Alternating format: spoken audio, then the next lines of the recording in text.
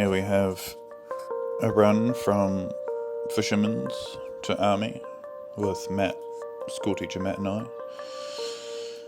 Matt's on a prototype board, 1401. I'm on the Frank board with prototype pump and glide style foil.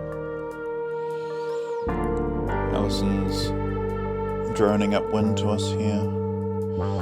Pretty typical day, like not a whole lot of wind, 14 to 15 knots, you can see 5 kilometers of fetch, so you could probably get this kind of condition in most places, even a small lake, right? 5Ks is not too far. Alright, now the fisherman, I'm school teacher Matt, he's on holiday.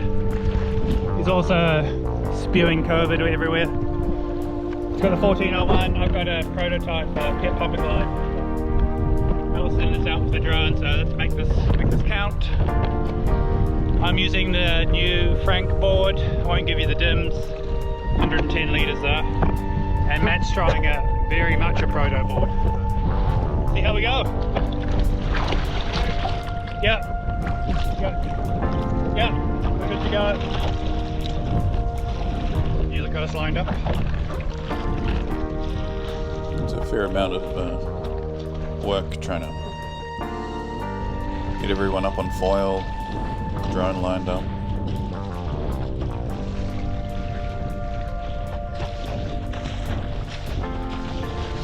You can see there I'm paddling up not a whole lot of energy.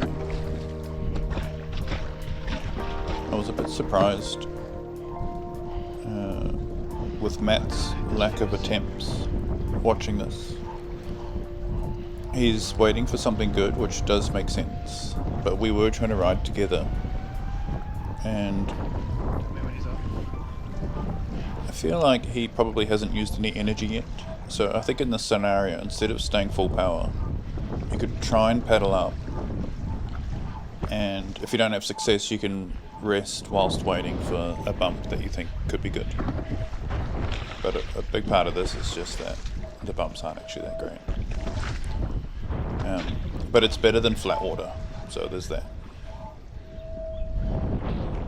You can use sort of any sort of bump variation to assist in separating your board from the water.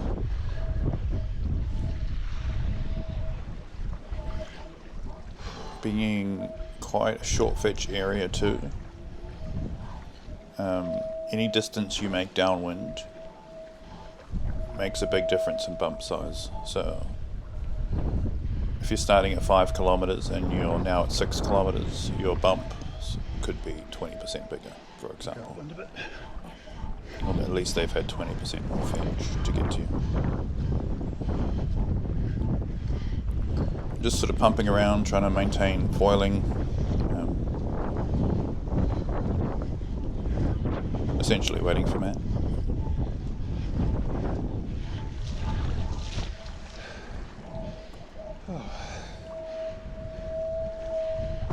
The smart thing to have done on my side would have been to actually wait for Matt to paddle up first. But I always feel like I'm drifting downwind, and I find it hard to actually hold back from the downwinding.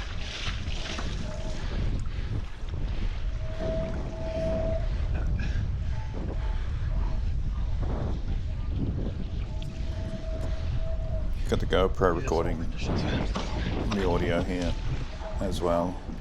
Gives us a bit of atmosphere and got some insights every now and again. Oh, I'm pretty puffed doing those little upwinds. As stated there, the pumping upwind is pretty tough. Right, try and get in sync with the bump. That seems like good advice, getting in sync. And let the ocean just work for it. Utilising whatever energies in the ocean that can assist you, saving you your own energy for when you actually need it.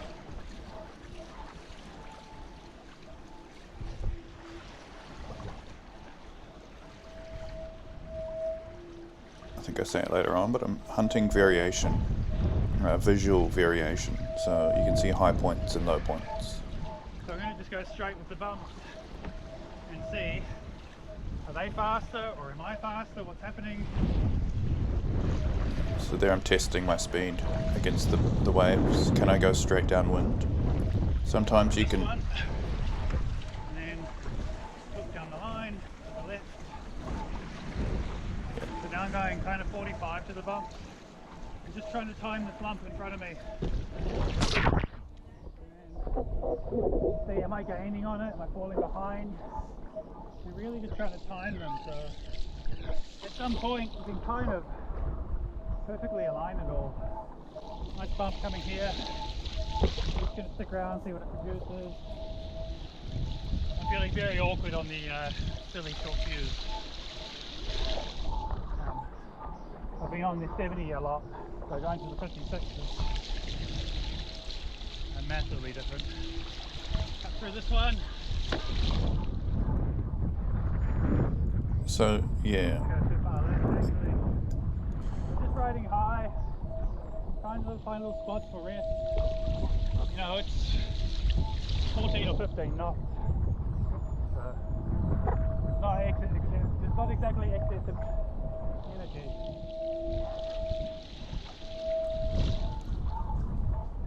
Looking through this line, hoping that this is going to just draw something. Kind of doubling up here. Trail it. Sit directly behind it. Cut to the side. Looks like I'm going to overrun it. Another one formed here, just going to stretch up to it.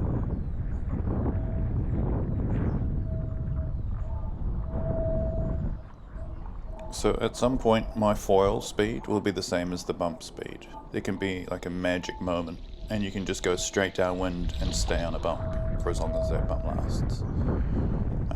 Bumps don't just move forward. The theory is that they circulate back under the water, and so the one you're on will often fade. If you're travelling faster than your bumps, you've got to do something about it. You can't just run into uphills in front of you, so riding down the line. Quickly with the silly shorts. The only thing is you have to be careful not to lose mast height. Riding down the line of the bumps is a nice avenue to take. It stops you from going uphill. I mention it in a minute, but the secret to downwinding is going downhill. Not downwind, downhill. And we're talking about water hills, which are bumps. And they're bumps because they're not quite waves. I mean, theoretically they're waves, but they're not breaking. So we'll call them bumps. And a bump is basically an artificial high point. Between any bits of energy that aren't quite good. Like if the energy doesn't look up to it, I'm adding in my own. This is something okay forming up here. So you're getting these artificial high points in the ocean, being above the average water height, and you can sit your foil up inside that bump. Not that I'm riding a donkey or anything. And that gives you height over the rest of the ocean, and that allows you to now glide downhill. And gliding downhill helps you to maintain speed. Trying to navigate and keep my foil in any sort of lump that's above the water average. So I'm getting into it a bit Stay here. above the average height of the water, and that should allow you to have somewhere to travel down into. Downwinding is just traveling downhill as much as possible, and you're trying to recreate that downhill as often as possible. Well, there you go. Whilst also navigating to your direction or your friends or doing a turn or whatever it is that's your goal. Try to convince your girlfriend that you are that you're actually James Casey. And we got a comedian here. Do whatever it takes. So yeah, the beauty of foiling is in the ocean. When you do glide downhill, you gain some speed, and you can use that speed and add your own energy in to regain height somewhere inside of another bump. So there you can see I'm cruising inside, the foil's inside of a bump, and there's a trough in front of me, which is a low point, and that allows me to ride towards that low point, losing mast height, but at the same time gaining forward momentum and speed. And then you've just got to use that wisely. I mean, a beginner or like an absolute beginner would just fall off so that you lose all your speed.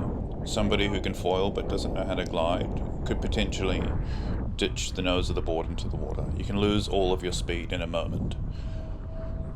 So it's up to you as the rider to really make the most of the energy out there and be as efficient. That we glide, so we don't want to be in a nose high stall position. There you go. We don't want to be in a nose down ditch position either. So it's really up to you to set your glide angles, prolong your foiling flight. Available. And then of course, if you can time that with the opening up of the ocean in front of you, really good. And that's the magic, is the ocean keeps changing, and so it offers you new pathways to follow. There's not much more to downwinding than that. It looks more complex than it is when things are big, I think. Whereas maybe in this video you can see that I'm downwinding in pretty minor bumps. You can't go much smaller than this without a pump fest. And I'm really on the inside of the bay here, up against a headwind. It's cross off often here. So this should give you a good view of what's actually going on, and then when it gets bigger, you can just convert your skills over to the bigger water, and bigger water gives you more energy to play with, much easier, but a bit more visually confusing. Whereas this, you can see a bump, you can see a high point, you can see the low point. You want to be in a high point and having access to that low point to ride into. And that's all you need to do. Lose mass height to nothing. You at least want to turn it into speed if you have to lose it. So that's the foundations of downwinding. There's no more. There's lots of tricks and finer points that you can work on and add to your skills. But truly, it's just about having a runway of glide available, basically, and that's whether you're paddling up or foiling downwind or whatever you're doing. So I hope that makes sense, and I hope this voiceover works with this video. We'll see how I can edit it in. For a warm up. It's the Fisherman's Run. Fisherman's to Army Bay, 2.5 kilometers maybe to the boat ramp. The way we did it. Be good. Hope you're enjoying whatever sunshine you have at your end. We're coming into summer here in New Zealand. Everyone's out getting tanned, having fun. Be good, and I'll see you on the next one, guys.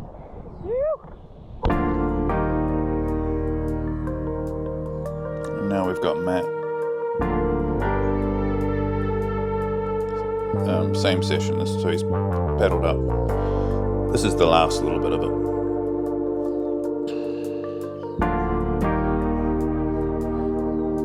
Watch him. What is he doing? Getting some pump. Yep, he's on a nice high point. There's a trough in front. Lost the trough, looking for a new low point. You can see he's riding down the line. Remember that this is the 1401 that he's on.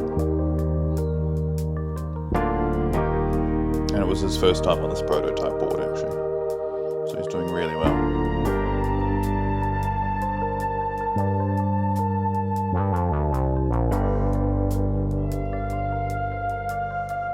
He's come a long way since this video. This is a few weeks old. It's amazing how much can change in just a few weeks, and even session to session. It was good fun. How was the line? Super stable. Easy to turn. I did notice the wet. A little harder to paddle up. And I think still dialing in the feel of the board with the weight's all different. But pretty cool, super stable. It's a prototype, so you probably don't think of it. Thanks. But yeah, you're gonna have a go at the next run. Alright guys, I hope you gained something from that. Sorry to drag it out at the end, but you get to see a little bit of what's going on. Be good, and see you on the next one.